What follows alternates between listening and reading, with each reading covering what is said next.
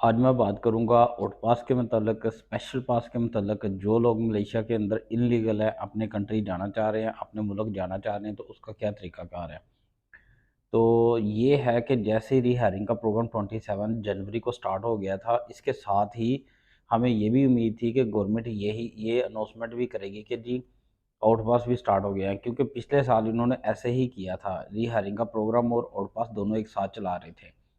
तो इस दफ़ा इन्होंने नहीं चलाया, मगर इसका ये भी नहीं कहा जा सकता कि नहीं चलाएँगे। तो ये है कि इसके लिए आप वेट कर लो। अगर आपने वेट नहीं करना, आपने जल्दी जाना है, तो उसका तरीकाकार मैं बताता हूँ। तो आप इमिग्रेशन की अपॉइंटमेंट लो, किसी एजेंट को कहने की ज़रूरत नहीं है। इमिग्रेशन की अपॉइंटमेंट किस तरह लेते हैं, मैं नेक्स्ट वीडियो में ये भी बता देता हूँ। आप खुद इमिग्रेशन की अपॉइंटमेंट लो, इमिग्रेशन ऑफिस जाओ।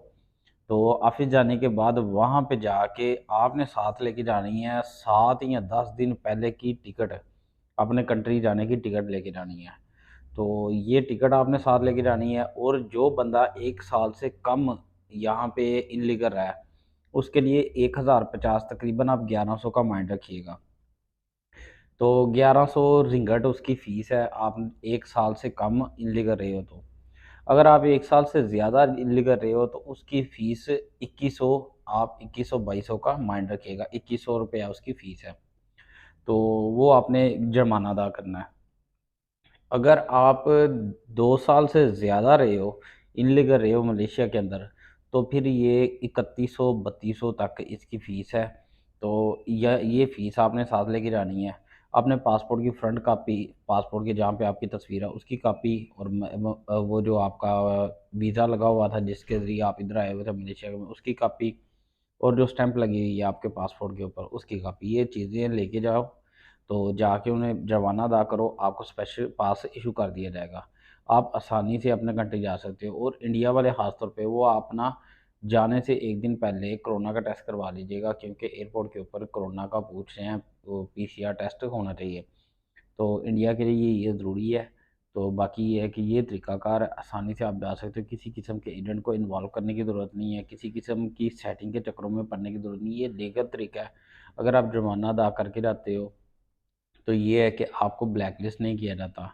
अगर आप आउट पास से जाते हो तो आप ब्लैक लिस्ट भी हो सकते हो।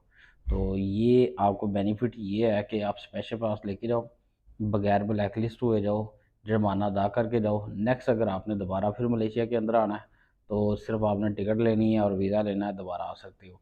अगर आप ब्लैक लिस्ट हो जाते हो, यानी कि आप आउट पास का इंतज़ार करते हो कि कब आउट पास खुलते हैं, 500 रिंगट वाले या 600 रिंगट वाले, उसमें ये होता है, आउट पास अगर खुल जाते हैं उसमें ब्लैक लिस्ट करके भेजते हैं।